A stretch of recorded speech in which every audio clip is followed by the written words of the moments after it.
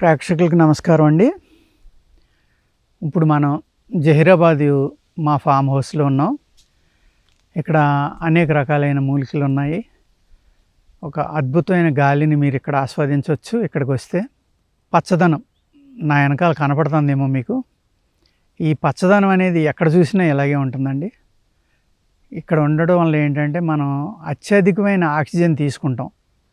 ఆ ఆక్సిజన్ తీసుకోవడం వల్ల మనకి అనేక రకాలైన వ్యాధులు తగ్గిపోతాయండి సహజంగానే, మందులు లేకుండా. ఇక్కడ నీరు, గాలి, వాతావరణం అన్నీ కూడా మీకు చాలా సంతోషాన్ని ఇస్తాయి, మీ మనసుకి ఆహ్లాదాన్ని ఇస్తాయి. ఎప్పుడైతే మానసికంగా మనం ఆనందంగా ఉన్నామో అనేక వ్యాధులు అయ్యే తొలగిపోతాయండి. ఈరోజు మనం ఇక్కడ మజ్జిగ గురించి తెలుసుకుందామండి. పెరుగు, మజ్జిగని కంటే పెరుగు అనాలి. భీమసేనుడు లాంటి వాళ్ళు, సుసేనుడు అనేటువంటి దేవతలు, వాళ్ళు ఆవు పెరుగు గురించి అనేక అద్భుతమైన రసాయన ప్రక్రియలు చెప్పారండి. భీమసేనుడు ఈ పెరుగు అనే దాన్ని మసాలాలు, అనేక మూలికలు కలిపి తయారు చేసి శ్రీకృష్ణుడికి ఇచ్చాడంటండి. శ్రీకృష్ణుడు అది తాగి ఎంతో ఆనందపడ్డాడంట. ఒక మంచి రుచికరమైన ఆహార పదార్థం కానీ వంట కానీ చేస్తే నలభీమ పాకం అని దానికి పేరుండేది పూర్వం. నలభీమ పాకం అంటే భీముడు అంత గొప్ప వంట చేయగలడు. ఆయన చేసిన వంటలు కానీ, ఆయన చేసిన ఈ రసాయనాలు కానీ అద్భుతమైనవి అని మన ఆహార శాస్త్రంలో చెప్తారండి. 1 లీటర్, పూర్వం షేర్ అనేవారు, ఇప్పుడు 1 లీటర్ మంచి ఆవు పాలు, నాటావు పాలు తీసుకుని మీరు ఎర్రగా వచ్చేలాగా కాసుకుని దాన్ని తోడుపెట్టుకోవాలండి. అంటే సరిపడి మరగాలి, మరీ తెల్లగా కాకుండా లైట్గా రంగు మారేలాగా మరగాలన్నమాట. చిక్కబడుతుంది అప్పుడు. దాన్ని తోడుపెట్టుకోవాలండి. తోడుపెట్టుకుని కుండలో తోడుపెట్టుకుంటే మంచిది. దాన్ని ఆ కుండలో తోడుపెట్టిన పెరుగులో మీరు 1 లీటర్కి ఒక 50 గ్రాములు నారింజ రసం, 50 గ్రాములు నిమ్మరసం, ఒక 50 గ్రాములు దానిమ్మ గింజల యొక్క రసం, అదేవిధంగా 50 గ్రాములు పట్టిక బెల్లం అండి. ఈ రకాలన్నీ కలుపుకొని దానిని చేత్తోటే పిసకాలండి. ఎలాగా, మీరు కవం పెట్టి చిలకడం కానీ, లేకపోతే ఏదో మోడర్న్ కవాలు పెట్టి చిలకడం కానీ అలాంటివి చేయకూడదు. ఓన్లీ మీ చేతితోటే దాన్ని బాగా నలపాలి, బాగా విపరీతంగా కలపాలన్నమాట. ఒక కనీసం 10 నిమిషాలైనా మీ చేతితోటి కొడితే అది చక్కగా మిక్స్ అయ్యి తయారవుతుంది అమృతం అనేది. దాన్ని అప్పుడు పల్చని గుడ్డలో మీరు వడపోసుకోవాలండి. వడపోసుకుని ఆ రసం ఏదైతే వచ్చిందో, అంటే ఆ గుడ్డలో దిగిన పానకం అనొచ్చు, దాన్ని రసాయనం అనొచ్చు, ఏదైతే వచ్చిందో దాన్ని ఒక గాజు సీసాలో కానీ, లేకపోతే మనం పచ్చళ్ళు పెట్టుకునే జాడీలో కానీ పోసుకోవాలండి. అదేవిధంగా ఈ పెరుగు ఏదైతే మీరు తోడుపెట్టుకున్నారో దాన్ని ఒక 24 గంటలు వదిలేయాలండి. ఇది చాలా ఇంపార్టెంట్.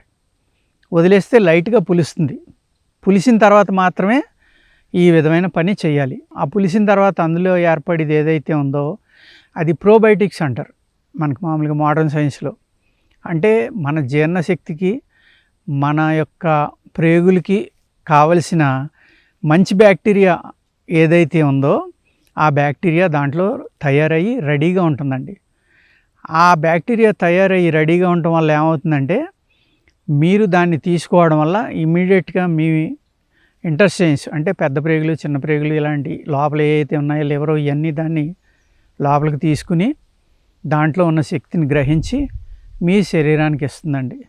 మీరు కనుక డైలీ ఇది తాగుతూ ఉంటే ఆల్మోస్ట్ గ్యాస్ట్రిక్ ప్రాబ్లం కానీ, లివర్ ప్రాబ్లం కానీ, కిడ్నీ ప్రాబ్లం కానీ, ఇటువంటి అయితే ఇంటర్నల్ ఆర్గాన్స్ ఉన్నాయో అన్నీ కూడా శుద్ధి చెంది మీ రక్తశుద్ధి కూడా అవుతుందండి. అదేవిధంగా మీకు అద్భుతమైన ధాతువులను కూడా అందిస్తుంది. ఇది పెరుగులో అనేక రకాల, ఆవు పెరుగు అండి అది ప్రత్యేకంగా. మీరు మళ్ళీ గేదె పెరుగు అంటే దాని గుణాలు డిఫరెంట్గా ఉంటాయండి. మనం బర్రె పెరుగు అని కొంతమంది చెప్పుకుంటారు దాన్ని. ఇది ఆవు పెరుగే తీసుకోవాలి. అది కూడా మన ఇండియన్ కౌ, అంటే నాటు ఆవులు అంటాం కదా, దేనికైతే మోపురు ఉంటుందో ఆ ఆవు యొక్క పాలు పితుక్కుని, ఆ పాలు కూడా ఎటువంటి పాలు తోడుపెట్టుకోవాలంటే ఈనిన 3 నెలల తర్వాత వచ్చే పాలైతే చాలా బాగా పనిచేస్తాయండి. ఎందుకు అంటే కొంచెం ఈనిన కొత్తలో 1 నెల నుంచి 2 నెలల వరకు కొద్దిగా వాతం ఉంటుంది పాలలో. ఆ వాతం అనేది కూడా లేకుండా 3వ నెల నుంచి కనుక మీరు ఈ పాలు సేకరించుకుని ఈనిన 3వ నెలకి, ఆవు దూడ పెట్టిన 3వ నెలకనమాట.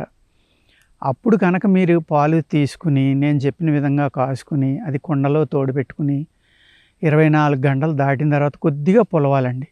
చూడండి, ఇది ఒక రకమైన ప్రక్రియ అనమాట, రసాయన ప్రక్రియ పెరుగుతోటి. ఇంకా ఇప్పుడు మీకు 2వ రసాయన ప్రక్రియ చెప్తానండి. ఆ విధంగానే మీరు పాలను తోడుపెట్టుకుని 48 గంటలు వదిలేయాలండి. అంటే కొంచెం ఎక్కువ పులవాలి. పులిసిన తర్వాత అందులో 1 లీటర్ పెరుగుకి 200 గ్రాముల పటిక బెల్లం పొడి ప్లస్ 1.5 తులాలు దాల్చిన చెక్క, 1.5 తులాలు జాజికాయ, 1.5 తులాలు జాపత్రి అంటారు దాన్ని, 1 తులం లవంగాలు, 1 తులం పెప్పర్ అంటే మిరియాలు. ఇవన్నీ మెత్తటి చూర్ణం కొట్టుకునండి అందులో కలుపుకోవాలి. ఇప్పుడు దాన్ని కూడా మళ్ళీ మనం చేతితోటే బాగా కొట్టుకోవాలి. మనకి ఎక్కువ రసాయనం రావాలి అంటే అందులో కొట్టేసిన తర్వాత ఒక 10 నిమిషాలు ఎంతో వెయిట్ చేస్తే కనుక అది కొంచెం వాటర్ ఇది సెపరేట్ అవుతుందండి. అప్పుడు పిసుక్కుని మీరు దాన్ని వడపోసుకుంటే చాలా తొందరగా ఉన్నది అందులో దిగిపోతుంది. మనం ఏమనుకుంటామంటే అరే లీటర్ చెప్పారు, మనం లీటర్ కొడితే ఒక 1/2 లీటర్ కానీ లేకపోతే ఒక 600 ml వస్తుంది ఎలాగని. అప్పుడు మీకు కావాల్సినంత చేసుకోండి.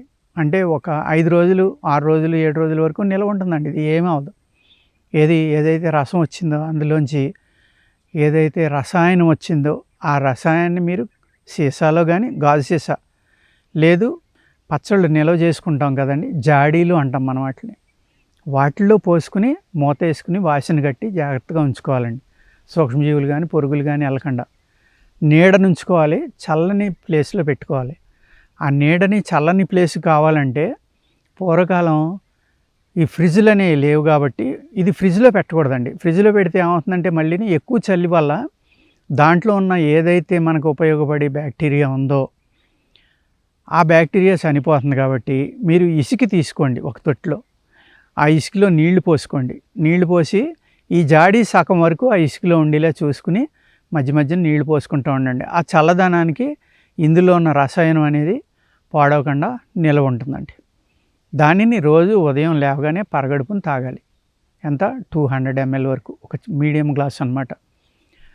2 పూట్ల కూడా తాగొచ్చు. ఇది తాగటం వల్ల మన బాడీలో అనేక రకాలైన ధాతువులు అంటే మెటల్స్ అంటామండి వీటిని. ధాతువులు అంటే మెటల్స్. ఈ మెటల్స్ మన శరీరంలో తగ్గటం వల్లే మనకి ముసలితనం అనేది వస్తుంది. మనం ఎప్పుడూ యవ్వనంతో ఉండాలి, లేకపోతే మన శరీరం ఎప్పుడూ బలంగా ఉండాలి, మన ఎముకలు గట్టిగా ఉండాలి, మన ధాతువులు వృద్ధి చెందుతూ ఉండాలి అంటే ఈ రసాయనాన్ని ఎప్పుడు తాగొచ్చండి.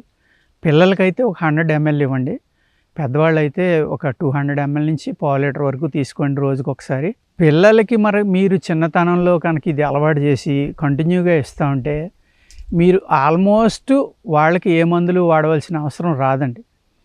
అదేవిధంగా వాళ్ళ గ్రోత్, శరీరం యొక్క ఎదుగుదల అద్భుతంగా ఉంటుందండి. తెలివితేటలు పెరుగుతాయి. మనం ఇవాళ వాడి సప్లిమెంట్స్, అనేక రకాల సప్లిమెంట్లు వాడుతున్నాం. అందులో నిల్వ ఉండటానికి కెమికల్స్ వాడడం కానీ ప్రిజర్వేటివ్స్ వాడడం కానీ వల్ల అనేక సైడ్ ఎఫెక్ట్లు పిల్లల్లో వస్తాయండి.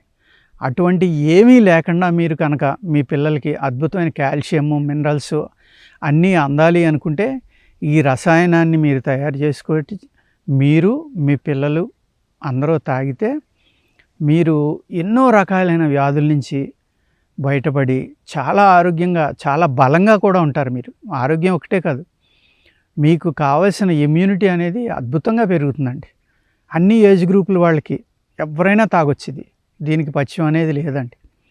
నేను చెప్పింది ఓపికగా మీరు విని జాగ్రత్తగా దీన్ని తయారు చేసుకుని అందరూ కూడా దీన్ని సేవించి ఆరోగ్యంగా ఉండాలని కోరుకుంటున్నానండి.